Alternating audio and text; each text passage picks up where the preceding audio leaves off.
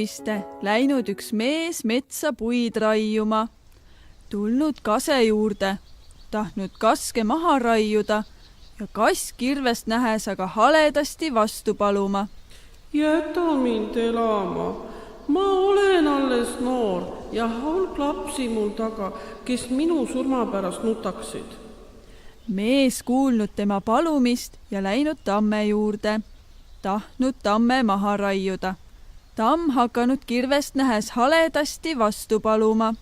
Jäta mind veel elama, ma olen alles priske ja tugev, tõrud küljes kõik toored, mis ei kõlba külvamiseks. Kust tuleb mul tammemetsa saab, kui minu tõrud nurja lähevad? Mees kuulnud ka tema palumist ja läinud saarepuu juurde, tahtnud saarepuud maha raiuda, ka saarepuu kirvest nähes haledasti vastu paluma. Jäta mind veel elama, ma olen noor ja kosisin vast eile nooriku, mis temast vaesest peab saama, kui mind maha raiud. Mees kuulnud ka tema palumist ja läinud vahtrapuu juurde, tahtnud teda maha raiuda, vahtrapuu aga haledasti vastu paluma. Jäta mind veel elama, mul lapsed alles väikesed, kõik kasvatamata. Mis neist peab saama, kui mind maha raiutakse? Mees kuulnud jällegi palumist ja läinud lepa juurde. Lepp kirvest nähes haledasti vastu paluma. Jäta mind elama, ma olen parajasti mahlas, pean palju väikeseid loomi oma mahlaga toitma. Mis neist peab saama, kui mind maha raiutakse? Mees läinud edasi haavapuu juurde. Haavapuu aga haledasti vastu paluma. Jäta mind elama, pean oma lehtedega tuulekõigul kahisema ja öösel üleannetumaid kurjalt teelt hirmutama. Mis maailmast peaks saama, kui mind maha raiutakse?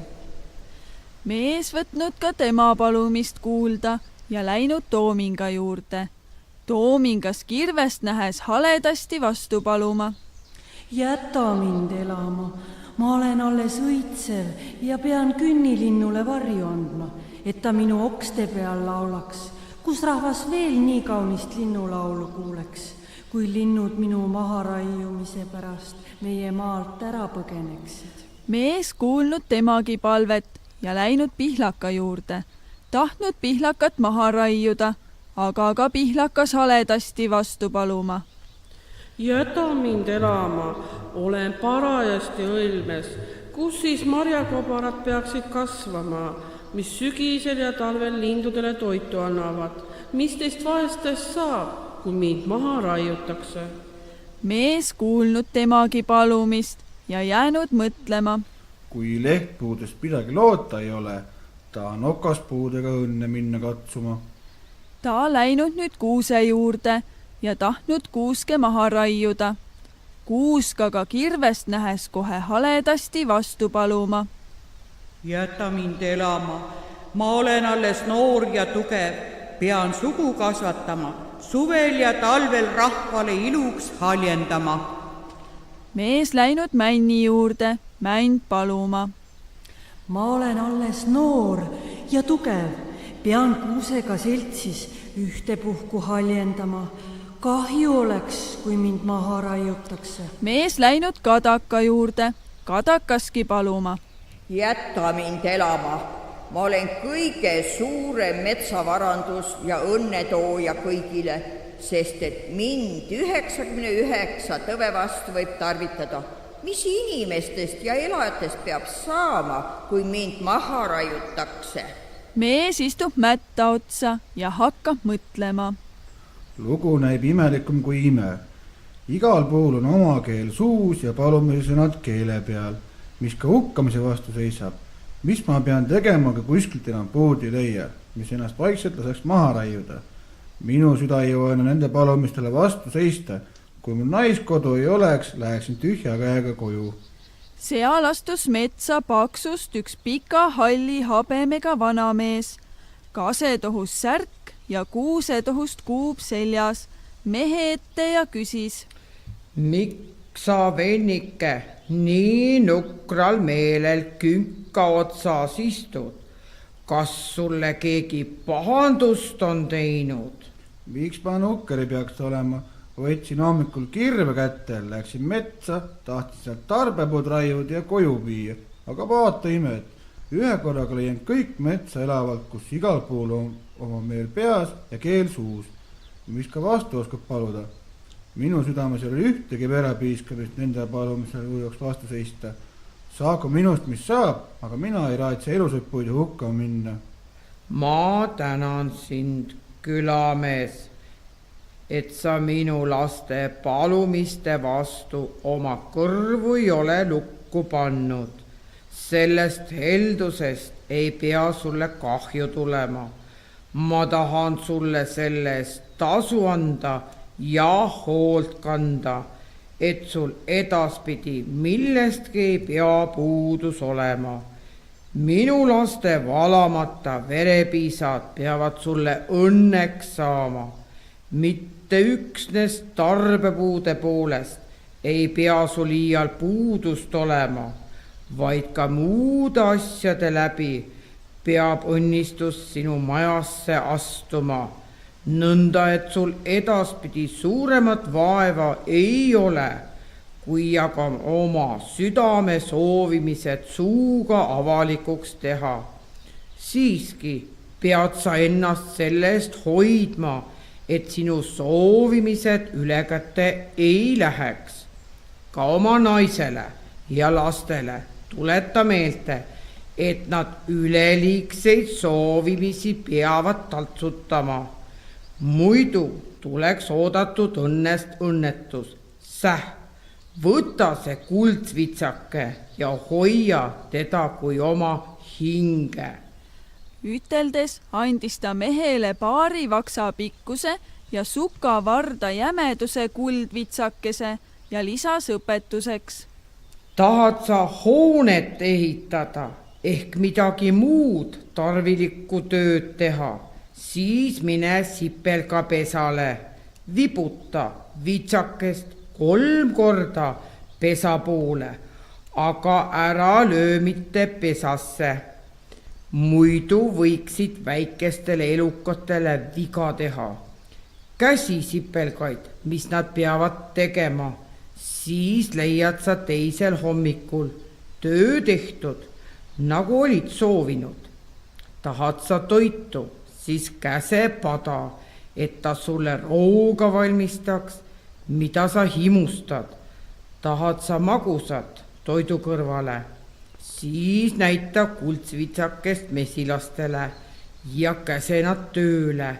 Siis toova nad sulle rohkem kärjemett, kui sina ja sinu pere süüa jõuavad. Tahad sa mahla, siis käse kaske ja vahtrapuud. Nad täidavad sinu käsu sedamaid. Lepp peab sulle piima andma ja kadakast tervist tooma, kui sa nendele käsu annad. Kala ja liharooga keedab pada sulle iga päev, ilma et sul tarvis oleks ühtegi elavat looma tapma minna. Tahad sa lõuendit, siidi ehk villast riiet, siis käsuta ämblikke, küll nad sulle kangast koovad. Sedamööda, kuidas sa himustad, sel viisil ei pea sul edaspidi ühestki asjast puudus olema, vaid saad selle eest küllust, et sa minu laste palumisi kuulda võtsid ja nad elama jätsid. Mina olen metsaisa, keda puude üle valitsejaks on seatud. Siis jättis vanataat head päeva ja kadus sedamaid mehe silmist. Aga mehel oli kuri naine, kes kui tige koer juba õue peal haukudes vastu tuli, kui ta meest tühja käega metsast nägi tagasi tulevat. Kuhu puud jäid? Mis sa pidid tooma? Jäid metsa kasvama. Oleksid kõik kaseraod ennast vitsakimpudeks kokku sidunud ja sinu laiska nahka parkima hakanud. Mees vibutas salamahti vitsakest ja ütles, et naine ei kuulnud. soo sündigu sinule enesele. seal hakkas naine äkitselt kisendama. ai, mis kibe, see käib südamest läbi, andke armu. kui mees nuhtlusest küllalt arvas olevat, andis ta vitsakesele sedamööda käsu. sellest esimesest katsetööst märkas mees, kui kalli ande metsaisa temale oli kinkinud, sest et õnnevitsakesest oli veel pealekauba ka naise karistaja saanud. Temal oli üks vana poollagunud ait õue peal, sellepärast tahtis ta veel sel samal päeval sipelgate hoone ehitamise rammu katsuda. Mees läks nende pesale, vibutas 3 korda kuldvitsakest ja hüüdis. Tehke mulle uus ait õue peale. Teisel hommikul magamast tõustes leidis mees õuelt valmis aida eest, kes võis nüüd õnnelikum olla kui puuraiuja. Toidu valmistamise pärast ei olnud neil pisematki muret, mis süda ihaldas ja kuldvitsake leemepajale käskis, seda keetis pada ja kandis iga päev ise lauale, nii et pererahval muud suuremat vaeva ei olnud kui süüa. Ämblikud kudusid neile kangast, mutid kündsid nende põllud ja sipelgad viskasid seemed peale. Nõnda samuti koristasid nad ka sügisel viljapõllult, nii et kuskil inimese kätt tarvis ei olnud. Pääsesid mõnikord tigeda naise lõualuud lõugutama ehk mehele midagi kurja soovima, siis pidi naine kuldvitsakese võimul iga kord ise kannatama. Mõni mees ohkab vist siin nõnda, kui minulgi niisugune kuldvitsake oleks. Kuldvitsakese peremees oli oma elupäevad õnnelikult õhtule ajanud, sest et ta iial enesele niisugust asja ei läinud soovima, mis võimatu näis olevat. Enne surma andis ta kuldvitsakese oma lastele päranduseks ning õpetas neile, nagu metsaisa teda oli õpetanud, kuidas nad õrna riistakesega pidid ümber käima ja manitses neid võimatute soovimiste pärast. Lapsed täitsid isa käsku ja elasid niisama õnnelikult kui temagi.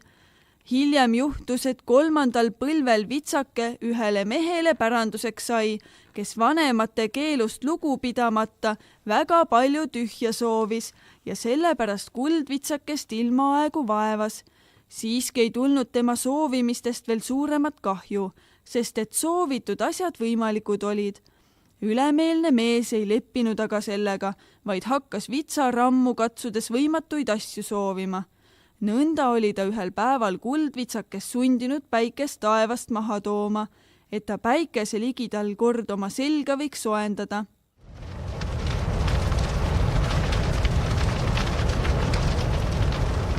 Vitsake täitis küll peremehe käsu, aga et päikese maha tulemine võimatu asi oli, siis saadeti päikese poolt nii tulised terad soovijale kaela, et ta koos hoonetega tükkis ära põles ja sinna mitte pisematki järele ei jäänud, kus kohas hooned enne olid seisnud.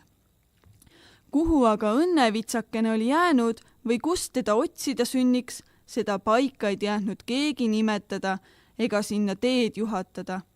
Arvatakse, et maha tulnud ägedad päikeseterad sel õnnetul päeval metsas puud nõnda ära olla ehmatanud, et nende keelepaelad kinni jäid ja hiljem ükski enam sõna suust ei saanud kuulutada.